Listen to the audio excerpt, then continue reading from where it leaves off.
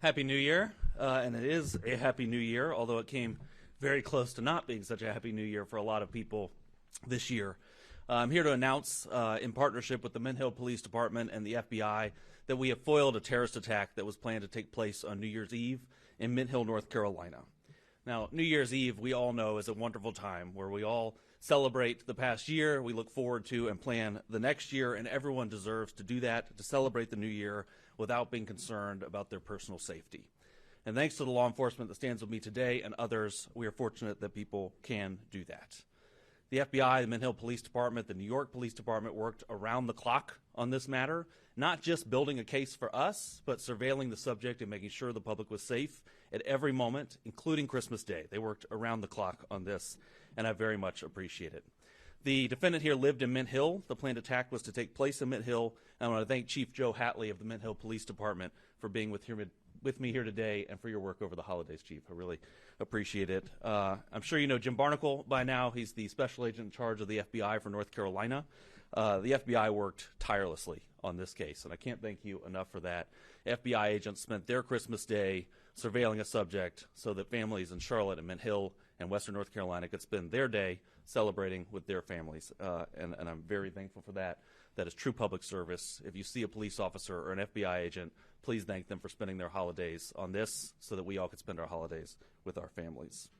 I also want to thank the prosecutors in my office who also worked over the holidays getting a search warrant and an arrest warrant and making sure that the public was safe and that this terrorist attack was foiled. The defendant here is an 18-year-old named Christian Sturdivant. He has been planning this attack for about a year, but he's been planning an attack for far longer than that. He was planning this attack in support of ISIS, and we have charged him with attempting to provide material support to a foreign terrorist organization, that organization being, of course, ISIS.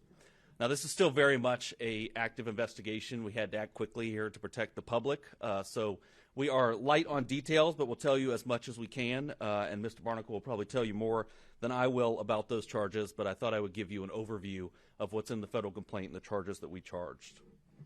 So Mr. Sturdivant started on the internet. He started reading ISIS material, started going to ISIS websites, making TikTok videos, and eventually reached out to what he thought was a member of ISIS. In reality, it was an undercover agent with NYPD in New York.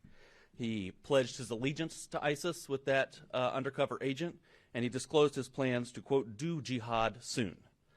He then met a second undercover with the FBI, who he also thought was an ISIS participant, and he started to be very specific with his plans. He talked with that undercover agent, again, who he thought was ISIS. He talked about where he was planning to do this attack, which was at a grocery store and a fast food restaurant in Mint Hill, places that we go every day and don't think that we may be harmed. He talked about what means he would use to kill innocent people. He said he was going to wear a Kevlar vest and attack people with knives and hammers. And, of course, he talked about when he was going to carry out this attack, which was New Year's Eve.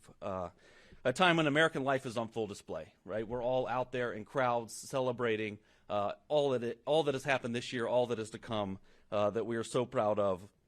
And that is when he planned his attack to attack that American way of life. The FBI executed a search warrant at his home, and they found the instrumentalities of the attack. They found hammers and knives hidden under his bed. They found notes where he planned his attack and detailed his attack and plans for how he was going to carry out this attack. It was a very well-planned, thoughtful attack that he had planned and that was fortunately foiled here. He was preparing for jihad, and innocent people were going to die. And we're very, very fortunate they did not. But the fact that along the way, in this extensive planning of this attack, he encountered not one, but two undercover officers should make the public feel very, very good and very safe. Because law enforcement is out there every day, and we know they have a lot to do. But they have people out there making sure that as people plan these terrorist attacks, they have stops so they find it. And they did find it here. And on Christmas, while we were all opening presents, they were sitting in a driveway making sure that the public was safe. And we're very, very appreciative of that. Mr. Sturdivant was arrested on New Year's Eve, the day he planned his attack. Of course, it did not become public today. It has been under seal until today. He made his initial appearance in federal court this morning, about an hour ago, and this case is now moving through the judicial process. So